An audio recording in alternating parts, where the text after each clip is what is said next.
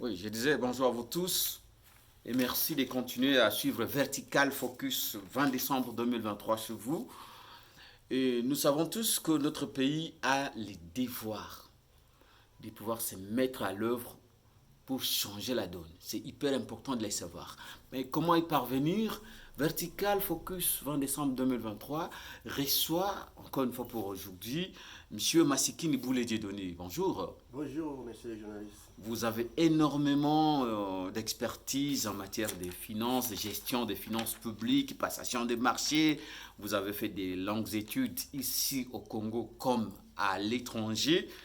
Dans notre première émission avec vous, nous avons certainement présenté ce que vous êtes exactement et nous avons conclu que vous êtes important pour pouvoir changer, et bien sûr, avec les concours de beaucoup de gens, ce qui se passe à travers notre pays. Alors pour aujourd'hui, nous allons parler un peu, on a suivi plusieurs fois à travers les antennes des différents médias qu'il y a ici, vous avez longtemps parlé de l'autonomisation des jeunes.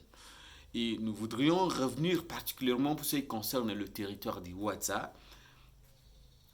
Est-ce que vous pouvez nous dire un peu, en des mots simples, c'est quoi l'autonomisation des jeunes? Merci beaucoup, monsieur Martin. J'étais ici en vacances au mois d'avril dernier à Ouattara. J'avais remarqué qu'il y avait un chômage énorme.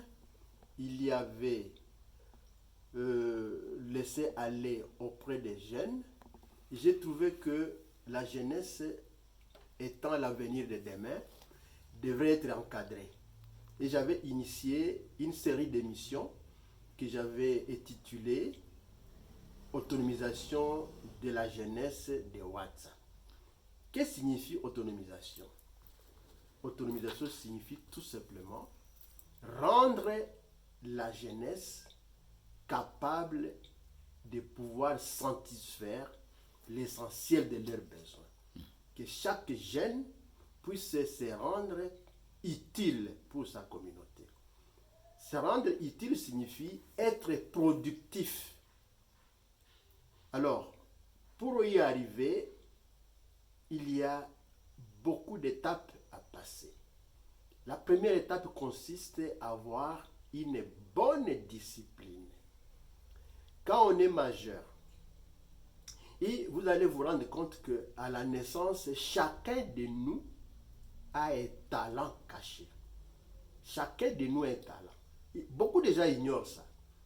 Si vous vous observez vous-même, vous allez trouver qu'il y a des choses que vous faites facilement. C'est ça votre talent. Alors, pour devenir autonome, vous devrez vous focaliser sur vos capacités personnelles, puisque être autonome signifie, ça ne signifie pas que vous allez être dans un vase clos, là où personne ne peut vous voir, ainsi de suite. Mais ça veut dire que quand vous êtes chez vous, vous êtes en mesure de pouvoir régler certains problèmes vous-même. Ce que vous faites pour vous-même, ça va aider la communauté. Notamment, être capable de se nourrir, être capable de se faire soigner quand on est malade, être capable d'assurer l'instruction de ses propres enfants et être capable de pouvoir de vendre ce qui vous permet d'avoir des ressources. C'est ça l'autonomisation. Alors, pour y arriver, comme je l'ai dit, il faut d'abord une discipline. La discipline signifie quoi? La première discipline consiste à bien gérer son temps. Quand on se réveille le matin, si vous commencez par les loisirs, c'est-à-dire vous commencez par prendre un verre d'alcool, c'est fini, vous avez gâché votre journée. Mais si vous êtes discipliné, vous dites que chaque matin, je pose un acte qui va m'amener à devenir capable à régler mes problèmes.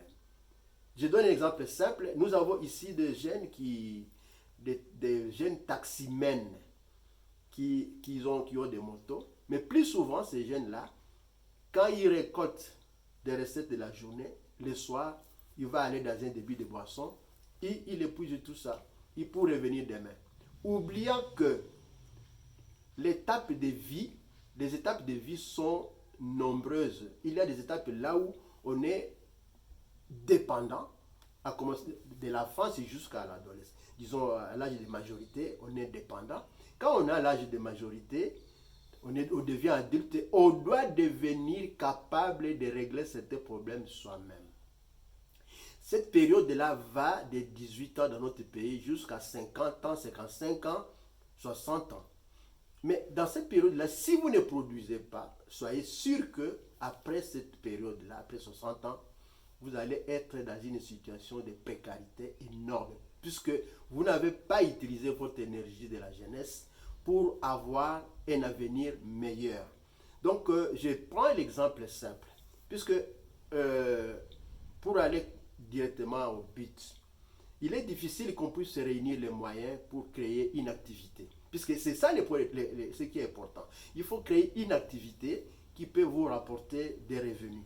Et ces revenus-là doivent être, disons, des ressources, soit doivent être supérieures aux dépenses que vous consacrez à la production.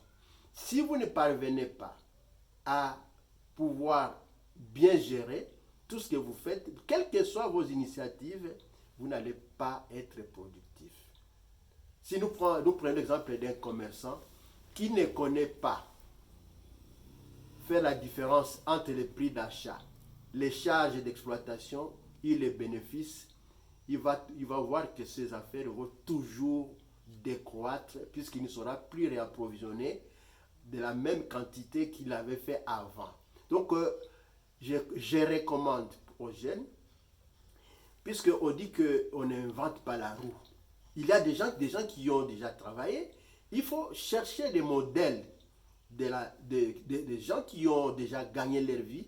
Et vous leur demandez comment ils ont fait pour réussir.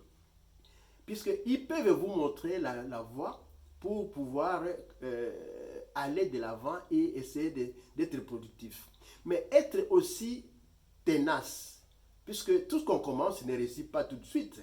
Il y a toujours des difficultés pour arriver à l'objectif.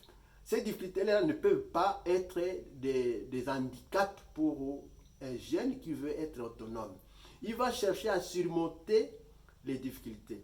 Et pour cela, il convient que les jeunes puissent faire beaucoup d'apprentissage. Puisque pour exercer un métier, il faut avoir des connaissances, il faut avoir de l'expérience pour y arriver. Sinon, c'est difficile de pouvoir être autonome. Parce que dans tout ce qu'on va entreprendre, on va échouer. Mais l'échec aussi ne doit pas être, comme je le disais avant, un handicap pour que nous puissions devenir autonomes. Alors on constate qu'il y a une certaine paresse qui habite le chef de certains jeunes, je ne dis pas tous.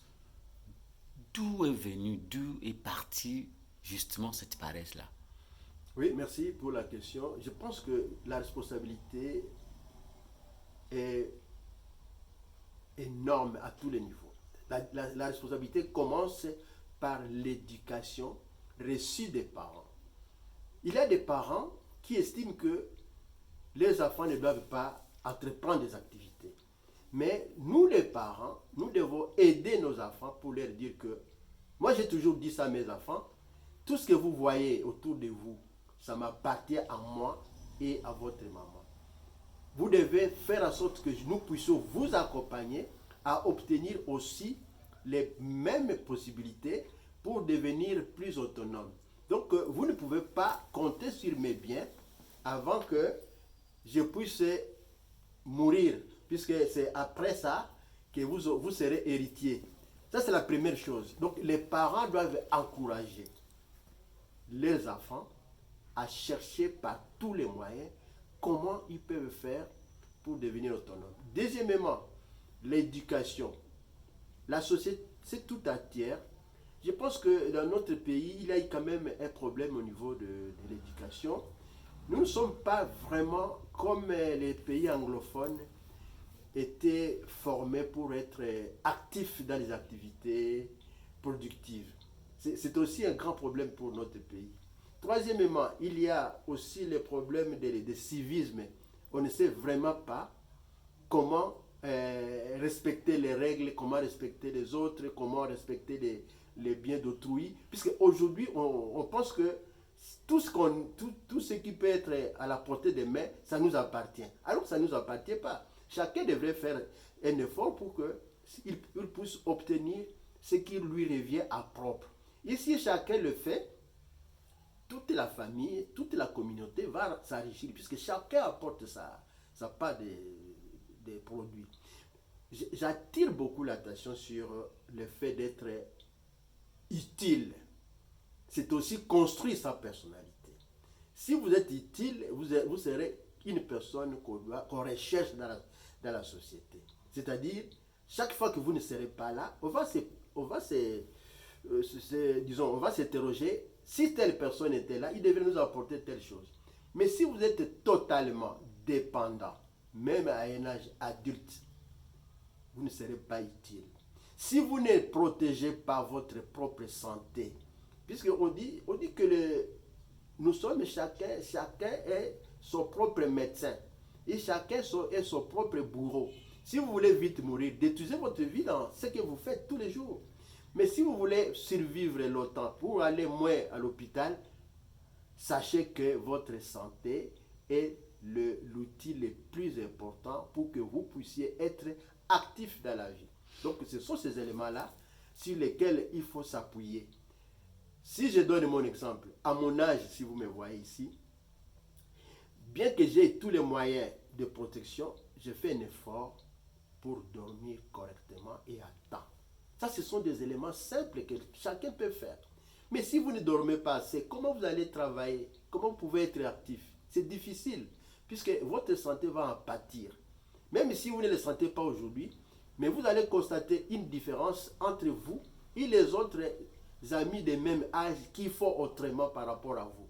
Et vous allez croire que c'est de la magie ou bien de la fétiche, mais non, c'est tout simplement une discipline personnelle pour savoir comment faire mieux pour que je puisse être utile à la société, pour que je prépare l'avenir de mes enfants et de toute ma communauté. Et alors, quelle est la responsabilité de l'État pour redresser les choses, afin que les jeunes se prennent réellement en charge? L'État, c'est notre papa à nous tous. Et l'État devrait faire un encadrement. Et moi, j'attire l'attention de l'État surtout dans le cadre des instructions qu'il faut donner aux enfants. Il faudrait que l'État congolais puisse réfléchir si les programmes scolaires que nous avons actuellement sont vraiment des programmes qui répondent aux besoins de la société. Puisque aujourd'hui, un diplômé d'université, quand il sort, franchement, il ne sait même pas ce qu'il peut faire. Mais si au moins il y a seulement quelques sections qui préparent les gens à travailler directement. Je donne un exemple simple. Vous savez que la comptabilité publique dans notre pays n'est pas enseignée à l'université. Même si vous faites de l'économie, mais vous ne saurez pas la nomenclature comptable de comptabilité publique. Ça, c'est quand même une défaillance. Mais je sais que la correction est venue dernièrement lorsqu'on a créé l'école des finances, ENEF qui fonctionne à Kinshasa. Cette école-là corrige, veut maintenant mettre tout ce qui passe par là à être directement utilisable. Mais il y en a beaucoup, à part la pédagogie, à part la section sociale, que je vois là où quand un enfant sort, il peut être directement être employé. Mais donc l'État doit réfléchir pour voir si les programmes d'éducation aujourd'hui correspondent vraiment aux besoins de la société. Je peux vous dire encore, l'école nationale d'administration, qui est aussi créée dans notre pays, ce sont des réformes qui sont utiles pour que l'État puisse corriger les défaillances des systèmes d'enseignement qui existent ici. Puisque en Europe, en France par exemple, tous les grands fonctionnaires, ils sont passés par l'école nationale d'administration. Il y a les cours de spécialisation, il y a les cours de cycle long. Mais ils sont tous passés par là. Et c'est comme ça que je le dis en passant que je me sens à l'aise pour parler des finances publiques de notre pays. Parce que je suis passé par cette école-là. Mais nombreux ne sont pas passés par là. Donc ce sont des éléments qui font que nous ne sommes pas efficaces là où nous travaillons.